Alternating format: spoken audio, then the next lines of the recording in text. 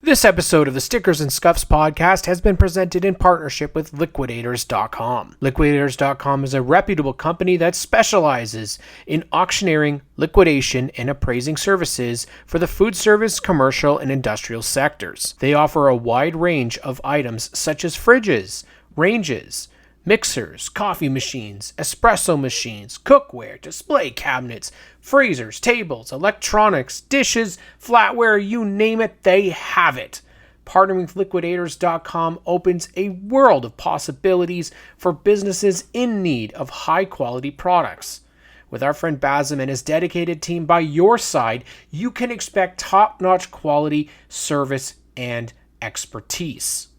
Liquidators.com stands out for their commitment to providing these top quality products alongside their exceptional customer service, making them a valuable partner for anyone in the industry. We want to thank Basim and Liquidators.com for partnering with us for this episode of the Stickers and Scuffs podcast. Welcome to GForceTV, a professional network that brings you exhilarating on-track action like no other. Their dedication lies in providing you with amazing racing coverage from prestigious venues such as Ohsweken Speedway and the APC Series through Racing America. But that's not all. They also offer a wide range of captivating racing podcasts that will keep you up to date with all the latest news and insights. Race Rivals, hosted by Adam Ross and Clinton Jeffrey, brings you engaging discussions that delve into the thrilling world of racing. For a weekly dose of racing insights and behind-the-scenes stories, On Track Weekly with Cam K is the show for you. And this is just the tip of the iceberg. They have so much more in store for you. In 2024,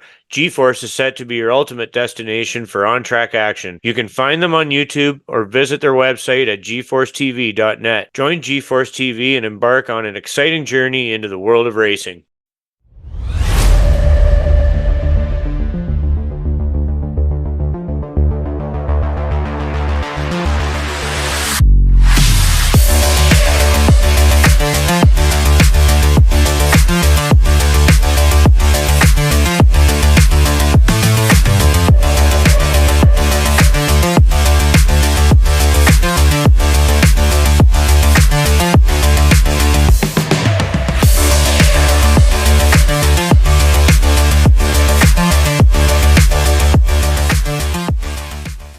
Everybody, welcome back to the Stickers and Scuffs podcast. And of course, we have to keep the guests coming. We got a big episode last week with Steve McCaw. We got to do even more this week by bringing on Nathan Dettwiler out of Full Throttle, Varney Speedway, the guy who's got some of the best hair in the biz. And I guess now he's got the best stash too. He's trimmed it since I saw him last. So I did. I had to keep it under control though. You know, I don't know. You had the full a little bit.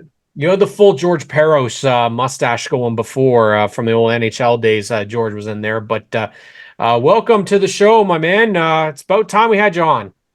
Man, I like I said, I've just been so excited to be here. I'm so pumped for this, and I'm ready to just get right into it. Well, feelings mutual, bud. We'll let Graydon get us started because I know he's been itching for this one. I told him last week we got going to throw Nathan in here. Unfortunately, our buddy Del Freiberger was a little busy this week. He's busy playing hockey, so we wanted to get somebody on here that knows Varney and knows how to race, and that would be Nathan Dettwiler. So, Graydon, how do you want to start this show off?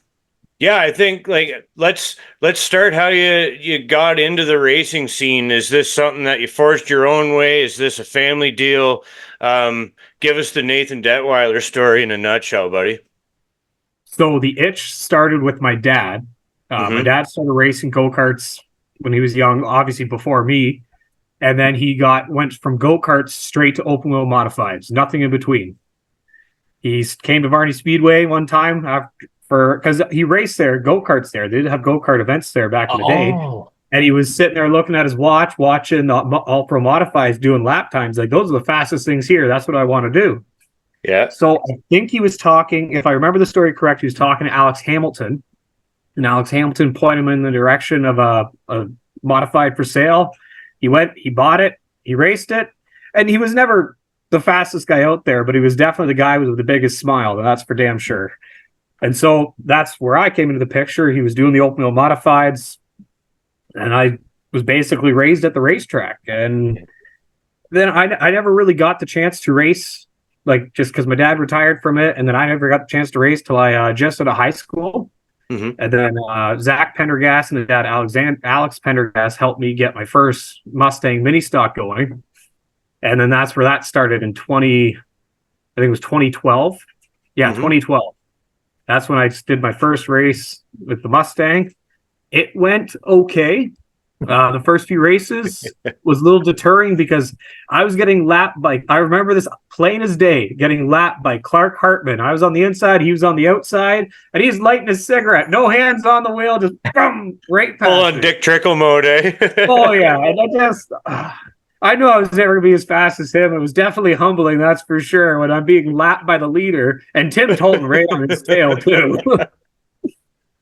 So, I love that you said that. That's fantastic. Yeah. And then 2013, I did half a season, and then it just financials. I just couldn't keep it going anymore. I was all by myself. No sponsors, just trying to get there on my own, and I had to give it up. So then 2020 came around. I was helping somebody get their car going, and then I got the itch again. And then another car came up for sale. It was just the Ford that I have now. And I got that up and going, and I did that COVID. I don't know if you guys ever watched that COVID 50 bone stock race that happened at Full Throttle. Yep. That was, I think, the first big race that I had with it, and it wasn't good. It ended up with me plowing right into the back of Parsons. Wrote him off, wrote me off, and that was the season of 2020. And then, I guess, fast forward till now. I'm pretty sure you guys know the story between then and now, so... That's pretty awesome, man. I mean, like, by our own admission, we're getting educated on the fly on various histories and people's stories, and that's why we love them so much, hearing you guys tell your stories, because I had no idea in the scheme of things that you were just kind of getting back into it right in the 2020 kind of time frame. So that's pretty cool. Like, you've made up for lost time, and you've driven a lot of stuff in the last few years. Well, that's exactly what I was trying to do, because like my heart was definitely still in racing. There's no financial backing, and then it just one of those things where the stars aligned, and I just seen an opportunity, and I took it. And then, like in 2021, my goal when I came into 2021 was to just one top 5 finish, just one, and I would have been happy as happy could be. That's all I wanted. First night, first race, first feature, I finished 3rd. Biggest smile on my face. You wouldn't be able to wipe that thing off for weeks. So then I'm like, cool. I'm happy. Let's go to the second feature and just have fun. And then I ended up winning the dang thing. And then it was just pure momentum after that. Of just, at this point, I thought to myself after the first name, okay, well, now I have the potential to win, and now I want to keep winning. You get that little taste of it, and nothing's going to stop you from wanting to get that next win. It's worse than drugs. Worse than drugs. 100%. And that's on the same token, it's a high that you can't pay for, or you pay for it quite severely. I mean, with parts and everything, but like it's a high that you can't buy in a bottle or bag anywhere, though, right? Never. It's definitely something that it's blood, sweat, and tears to get that high. And when you get there, it is worth every curse word, every broken bolt, every busted tire, every bent fender. It's worth it. Yeah. That right there is shirt material. I'm telling you, Green. That was pretty good, because it's true. And you just talked about how much it means to you, Nathan. I really want to know, though, how crushed were you when you did have to say, I can't race this year. I can't do it. Like, financially, I just can't.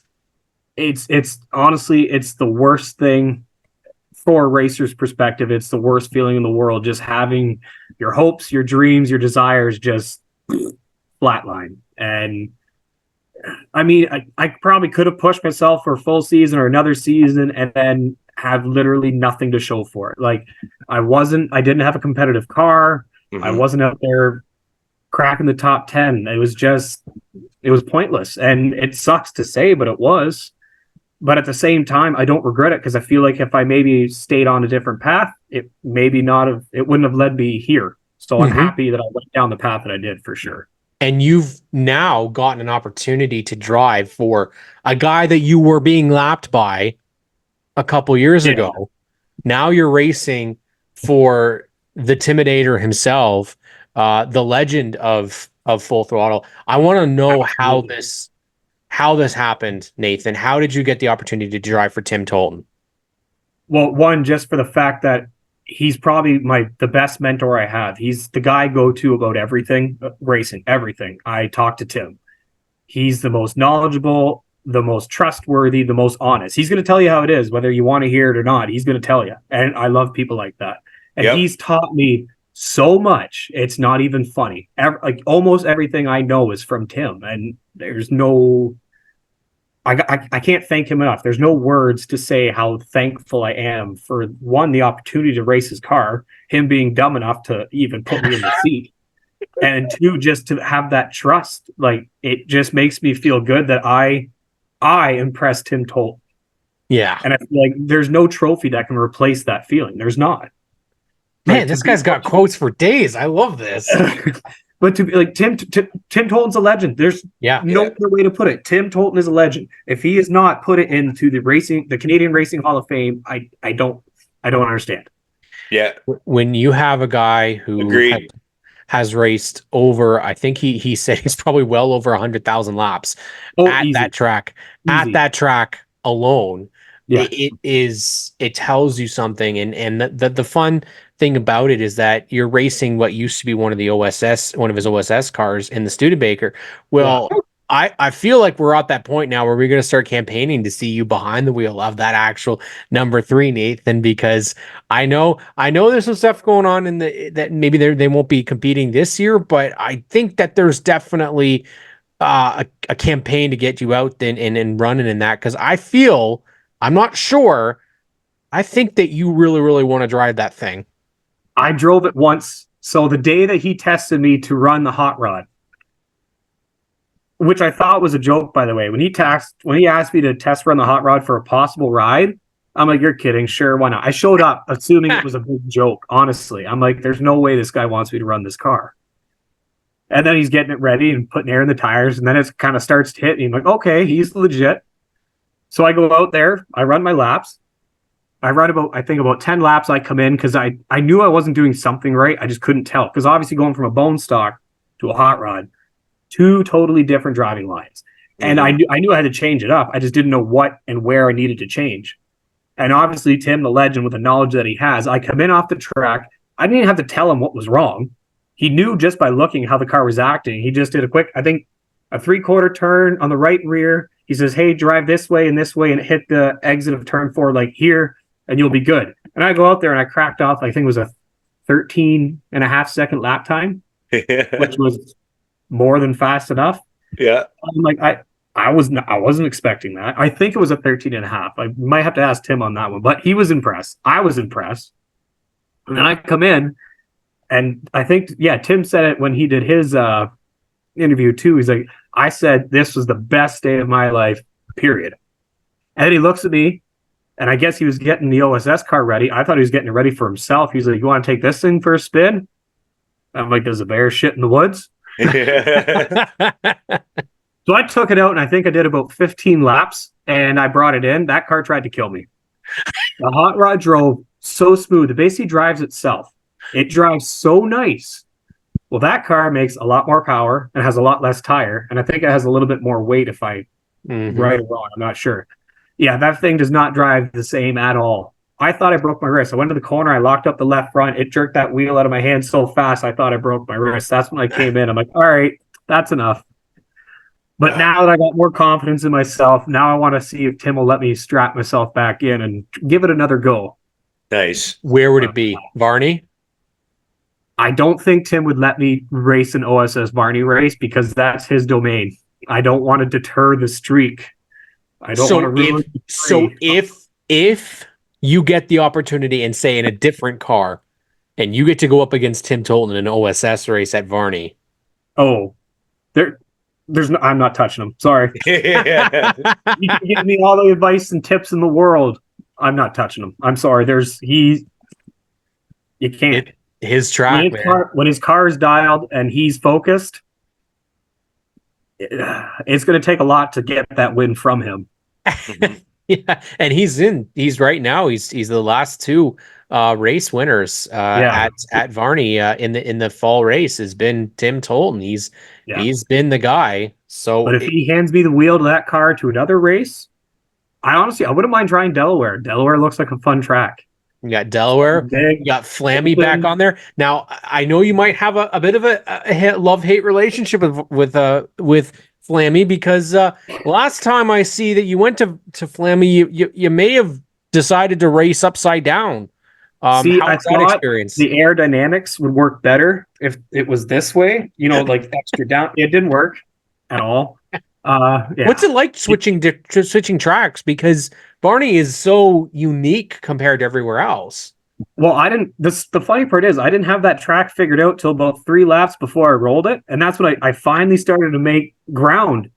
Because when I got lapped by the top, it was the top 5 fast guys. They were running like bumper to bumper. I seen them coming. I'm like, I can't figure these corners out. Obviously they do.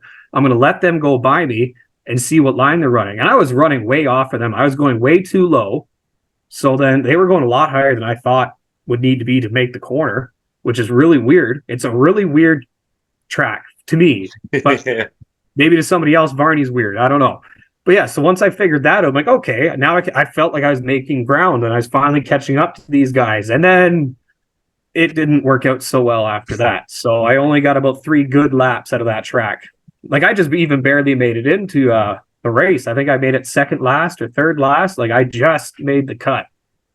So I would like to try it again if I can get my car fixed. I would like to go back in the bone stock to Flamborough and see what I could do there, because I feel like I could be competitive. Maybe not top 5, maybe top 10, but I feel like that car can definitely be competitive there. I learned a lot before the flip, obviously, to go back with a different playbook and maybe make some more ground, more headway there. Well, you have a bit of you got kind of a record of being able to be sideways or close to upside down. You tend to finish races and win, even in that. The photo finish at Varney. Let's talk about that. See, I don't find it that impressive, but everybody else tells me, because it wasn't my intention to win. It wasn't my intention to do any of that. The only thing going through my brain, because I went into 3 and 4, and at that point, Dustin had me beat. There was no way I was gaining enough ground. He had about three car lengths on me, if I remember correctly. I knew he had me beat to the line, but I always set myself up so in case something happens, I have a line to the finish. I always have done that. That's what I always do on the last lap. It's just, you never know.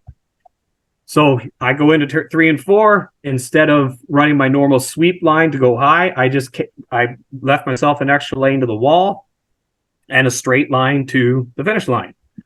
And Dustin, I don't know what happened. All of a sudden, I see him into the wall and he comes down. So in my mind, I'm like, if I hit the brakes, I'm hitting his door, and that's going to end badly for him and I. If I swerve too far left, I'm going to rip the front end off his car and destroy my car. So as bad as it sounds, staying on the throttle and a slight left adjustment is the only thing in my mind, just to keep the angles less of a hard impact. It was, I only had a split-second decision. That was the decision I went with. And both our tires touched, I guess, perfectly. And it just launched me up. And the only thing keeping me from going all the way over was the lap traffic from Tatum. Because at the end of the race, I wasn't sure how I didn't go over until I looked at my car. And at the roof of my car, I had a little piece of red vinyl. I'm like, what's this from? And I looked over at Tatum's car. And the bottom part, I'm talking 8 inches from the bottom of the door, was a big section of red vinyl missing from the number. Holy crap. His door at the bottom, and that was the only thing that kept me from going over. Oh, man. Well, I thank Tatum to this day, because that car would have been destroyed on the first night. Well, the racing at Varney, I mean, Graydon got an opportunity to do it last year, and you guys were in the same event. What is the trick? Because, I mean, we talked to Tim, and Tim... Yeah, what is the trick?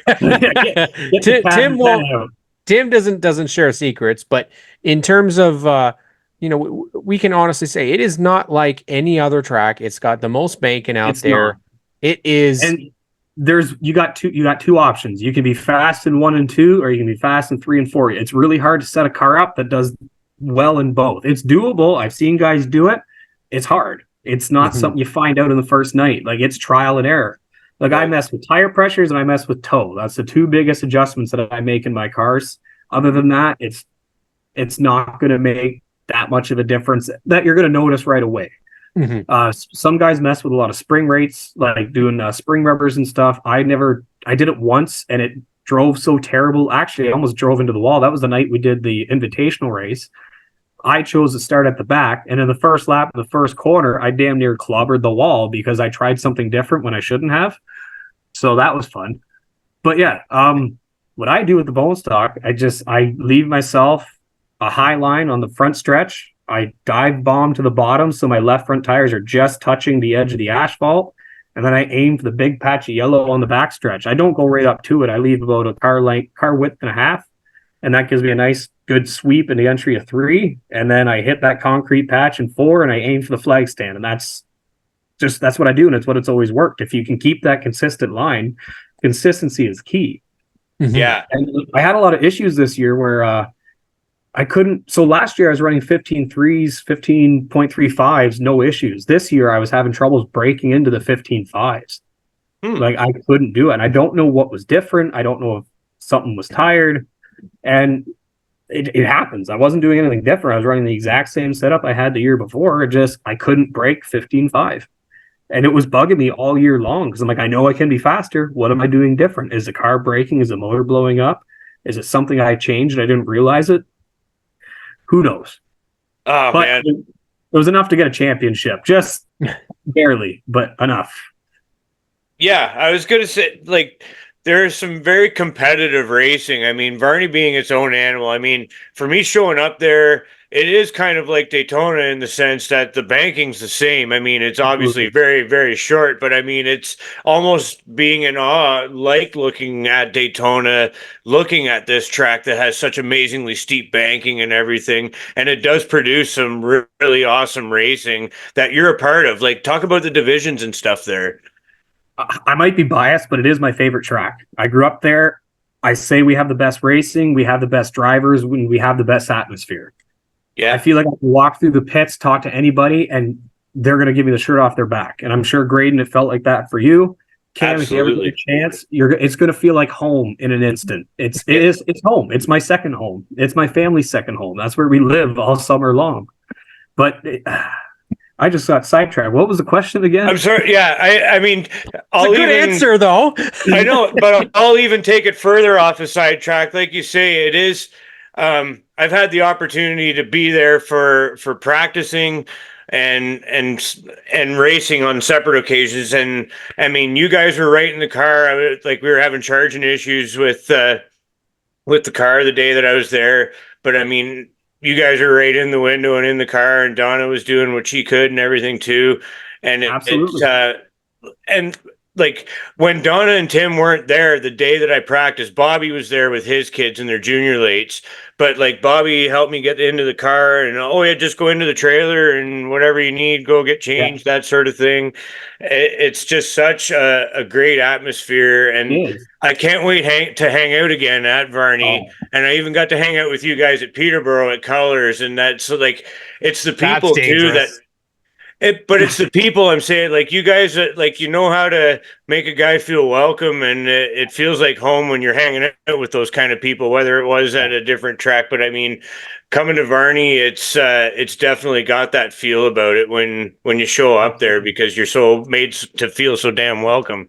It is. Well, that's the thing. Like, why make somebody feel excluded when you're trying to grow the sport, grow the division? Why do you want to push somebody away that has a potential to be a driver? Why do you want to push somebody away that knows they might know somebody that wants to sponsor the track? Why would somebody want to be negative when all it brings is negative results? Be positive, be happy, invite as many people as you can, because all that's going to do is grow the sport and make things better for everybody. Whether you like the person or not, it doesn't matter. You need them there. You need the slow guys. You need the middle guys. You need the fast guys. You need the sponsors. You need the people. You need the families. You need the kids. It all comes together to make the sport better. Unfortunately, I believe the sport's going to die. Eventually it will. That's the way the world is going, and it sucks. But if we do our part, we can get this sport to go as long as possible. And I at least want my kids to be able to enjoy what I've enjoyed. If I can get that to happen, I'm happy. Preach it, brother. Hey, yeah. So anyway, to get way back onto where we were going to, the competitive racing that Varney does produce, and like you were speaking to all the talent and stuff, but there's so many great divisions that you've participated in and you still do. What's it like? All the racing divisions and the talent there. There's so much talent. So as low as the bone stocks, honestly, that's the entry level. That's where people get their names. Connor Ellis. I think he started with the junior lates beforehand, but then he went to the bone stocks, dominated. Yep. Now he's in the hot rods, doing really well there, showcasing his skills, doing awesome. I have nothing but good things to say about the guy. We could go door to door, have inches and pieces of paper between us, and we could never touch. And we will do that to the damn finish. And that's how he races. That's true. It's like you can't say anything bad about the guy because he does nothing. He does nothing wrong. I mean, he's gonna race you hard, but in a good way. But then you got guys like Dustin Johnson. He's got some learning to do. He's got skill though. He's got a natural talent, whether you want to say it or not. He does. He's quick. And Tatum, he was quick last year. In all reality, he was in a car that had no business being as fast as it was, wheeling that thing from front to back, no problem. Kyle Giroux, his Cobalt, unfortunately had a timely end to his Cobalt this year. I don't know if you guys seen that video. It was a very quick little video, but he slammed really, really hard into the backstretch wall. And he was on top of the wall on his roof, grinding across it was nuts. It was wild. Oh, I think I did see that. Yeah. The fact that he walked away from that was just phenomenal. Mm-hmm. Who else do I say? Steve Hubsey. What other names? And this is just the bone stock class. Honestly. Yeah, you're just talking bone stock right now. Just bone stocks. And this is just the potential in one class, in one track. Like, I'm sure there's more. And I feel you got the kids coming up through there. Grayson Mason, you have Kate. Oh, well, I mean, Del Freiberger. Come on. Yeah, absolutely. Mason Culver's come out of that division. Mason Culver, he was the number 20 mini truck, correct? Yes. Correct. I'm terrible with names, but give me the race car and the number. I'm like, yeah, I know that. Yeah. It's awesome to see that. And you guys have some divisions that you don't see at other tracks. I mean, you don't see the junior sprints. You don't see trucks, the Renegade trucks out there. And those, Andrew Vale, I don't think has been beaten in like Jason Vale. Sorry, Jason. Undefeated. Andrew's going to do it this year. Yeah, Andrew is racing this year. You're not far off. Yeah, so Jason's not been beaten in like 2 years. Like, it's insane how long he's been doing that. Well, he's got that truck so dialed, and he's perfected every lap, and that's what he did. He didn't do it because he just showed up and he spent a lot of money. He did it because he worked his butt off to get there, and he deserves every win. You can't say he won every race like, he won every race because he works his butt off. Him and his brother and his entire family worked their butt off every week to get that truck there. And his daughter's junior late models, which I think they finished third place in this third point. Yeah. So, like, that's consistency. You didn't have to win a race to finish third in points. Consistency wins you points. And then what other divisions? You've got the Ontario Late Model Association this year. You've got and a lot of big names coming back. Yes. Storm and Norma, I think, is coming back. Storm and Norma's coming back. Yeah. Nick Clark, he's coming into the late model division. He is. Who else is on that list? Our good SNS racer Cody Cook's going to go take a shot at it. I seen that. He's going to do a combo. He's going to do mini stock and late model. Talk about a learning experience. It's doing double duty, triple duty. It's tiring. Well, you do it. Yeah, you do it though. Like, that's the thing, right? You do it, and you do some of the most insane things that I've ever seen out there. And thanks to Rick Mercer for putting out a post years ago that I rewatched and learned a little bit more. Now, I don't follow these guys as often because it is something a little bit crazy about them. It gets nuts. It's honestly, but it's the best racing. Honestly, like, it's the most exciting thing you'll watch. That's why people come. When you ask people coming in the gates, what are you here to watch? We're here for the trains. That's so where is it that you like to sit? Which is your spot? Oh, I like being in the front because that way when things go wrong, usually I'm already past the problem and then they're back. No, but in all reality, if it wasn't for my end car driver Dave and my middle car driver Ross, I wouldn't be where I was with the trains. Honestly, they kept there's times where I'd put the throttle down and Dave was seeing something that I couldn't, and he was locking up the brakes on me like, no, we can't go. It's going to go south. And then boom, something happens, carnage, and we just slip around and keep going. It's what you want, right? Oh, have you ever got a chance to watch the trains yet, Cam? I've watched a couple of the races. Yeah. And you guys are nuts. It's wild. Now I'm taking a year off from trains. I'm taking a break. It's a lot of work. It's a lot of work, and I needed a break from it, a mental break too. There's a lot of mental stuff and just a lot of stuff going on in my class. I needed to step away. Yep. Just for my health and my family. I need to fix my car. Like I went 2 seasons of just absolute pure abuse, and all I did was put gas and fresh oil in it. That's it. Nice. And one ignition coil because I felt like I should spoil it. Yeah. Then let her eat. Well, that's what it does. It just goes out there. It's just a big winning machine. It just goes out there, wins races, and burns tires. That's what it's meant to do. And people say, well, why do you beat the horse that won you the Kentucky Derby? It's like, well, because I like winning, and that's what it does. It screams at 6,500 RPM and wins races. Loves every friggin' second of it. It loves it. On championship night, I think I did a full minute burnout trying to blow the tires, didn't blow the tires, and I couldn't breathe anymore, so I figured I should stop. So nice. What do you want to tell people about Varney to say, hey, come race here? What's the selling point? Honestly, I think I'd go back to just the atmosphere. At least in the pits, the atmosphere is great. In the stands, I haven't sat in the stands in a really long time, but just from a driver from a few years ago to now, seeing the amount of fans that we have on a consistent night now is improving by a lot. Like we had a lot of nights this past season where I didn't see an empty seat very often.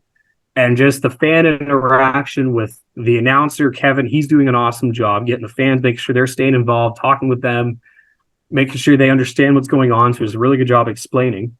But I think that's just the big selling point, is just the fact that you can go there and feel welcome. You don't feel like you're stepping on anybody's toes being there. And I don't want to name any other tracks because I feel like they're doing a good job too. I just feel like we're just a little bit ahead. And again, I might be biased, but I just feel like there's just a little bit more there to give. And Paul's Paul's doing an awesome job. In the few years that he's owned it, the improvements he's made have been all positive. Has there been mistakes made along the way? Absolutely. But there's going to be mistakes made along the way for success, no matter what you do. That's right. Yeah, nothing ventured, nothing gained. Exactly.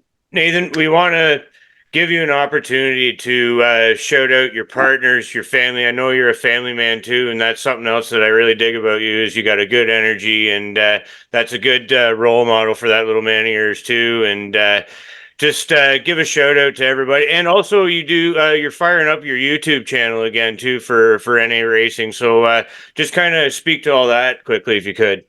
I can do that. So first, I got to thank my lovely, supportive wife-to-be. We're not married yet, but it's coming this August. But Sabrina, she's my anchor. She keeps me straight. When my mind starts getting a little busy and saying things that I can't do, she's like, yes, you can, and you're going to do it. So if it wasn't for her, I wouldn't be able to do anything that I do. My kids, Gabby, Noelle, Sophia, Wolf, Bo, I got a lot. But again, they keep me focused. They keep me wanting to show them that it can be done, that with hard work come results. So I got to thank them for making sure I keep that focus on for them. Yep. My sponsors, it's been hard. Honestly, I mean, I've got sponsors, and there's a couple that came back from last year, but it's been hard this year trying to get sponsorship. I've talked to Corey and I've talked to Dan about advice on that, and it's been difficult. Maybe this way, maybe there's sponsors out there watching this. If they want their name out there represented by a really awesome team, we'd be happy, more than happy to represent and become a marketing partner if there's anybody interested. But the ones that I do have, we have Squish a House out of, oh my God, not Orangeville. I feel terrible, but they're new, so I'm learning. But Squish a House, they're awesome. Quick Six Car Rentals out of Brampton, they're awesome. They've been on since day one, helped me, supporting me, being just badass individuals, making sure that I can get what I need when I need it and be out there to compete every week. I got the Nail Bar out of Hanover.